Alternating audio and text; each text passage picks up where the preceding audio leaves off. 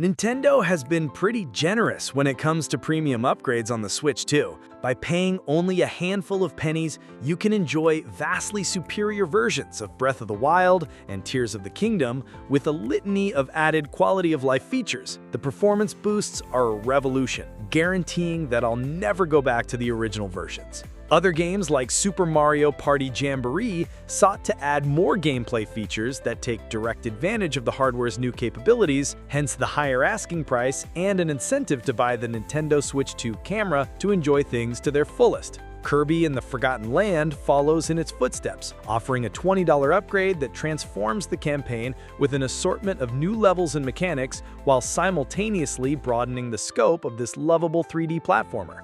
Is it worth the asking price? Let's hop aboard a shooting star to find out. Kirby and the Forgotten Land remains an excellent platformer on Switch 2. The original game ran at a locked 30 frames per second on Nintendo Switch, pushing the aging hybrid console to its limits at times thanks to stages and boss battles filled with all sorts of enemies and obstacles for our adorable pink protagonist to contend with. While it was perfectly playable, its limited performance meant things were never as responsive, satisfying, or seamless as something like Super Mario Odyssey. Granted, you were pulling off far less complicated maneuvers and most levels were just a linear sequence of platforming challenges and enemy encounters with a few secrets thrown in for good measure, but you couldn't help feeling Kirby was being held back by an old and struggling console. On the Switch 2, all of these issues melt away like organic matter in our bubbly boys awaiting maw. Everything now runs at a smooth 60 frames per second, while in docked play it appears to output at a full 4K resolution. Not to mention the addition of HDR or higher quality character models and environmental textures now made possible.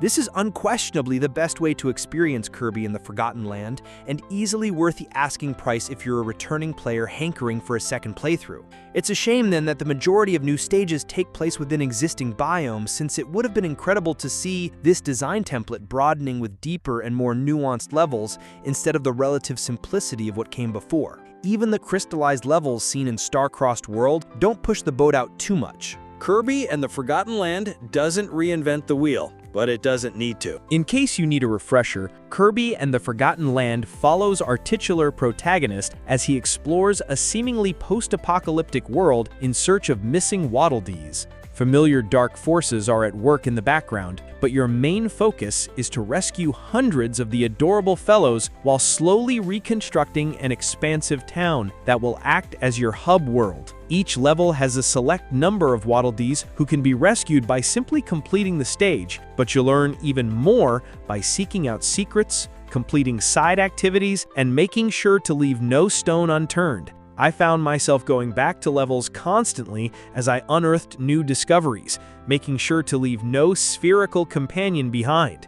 Switch 2 introduces very few changes to the base experience, although there are some additions which help to make moment-to-moment gameplay less frustrating. For instance, you no longer lose power-ups when entering mouthful modes, when Kirby sucks up giant objects and adopts a new mechanic in the process, which makes moving through levels much more seamless. As for the Star-Crossed World portion of this new package, it will first rear its head after you complete the game's first world. Soon after, an island will appear in the middle of the map in which you will be introduced to new beings known as Starries and a mysterious force that is trying to destroy them.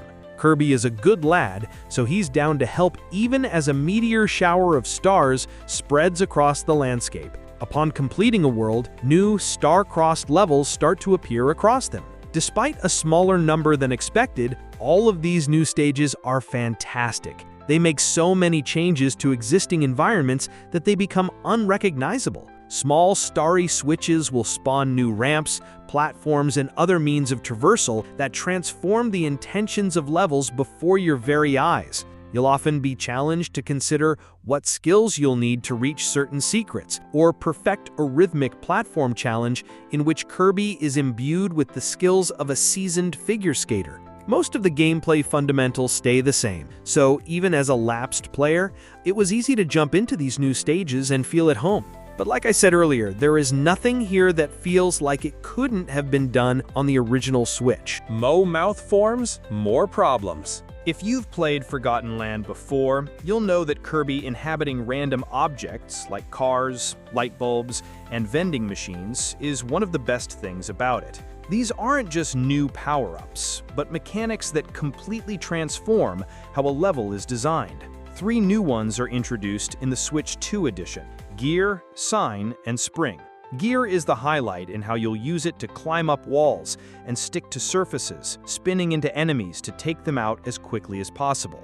It leads to some terrific challenge levels too. The Spring is similarly brilliant, offering the highest jump in the entire game as you soar onto rooftops and into tight gaps while using the force of this form to defeat towering enemies. I'd say that Sign is the most overwhelming, given it only appears for a few short and surprisingly linear sequences where all you can do is move from side to side and jump into the air. It also sucks that despite being pitched as a new version of the game, we only see 3 new forms of a signature mechanic. There are a few additional surprises I won't spoil, but otherwise it falls short. If you haven't played Kirby and the Forgotten Land before, the Nintendo Switch 2 edition is the best way to play an already excellent 3D platformer that finally gives the pink protagonist the level of respect he deserves in the genre.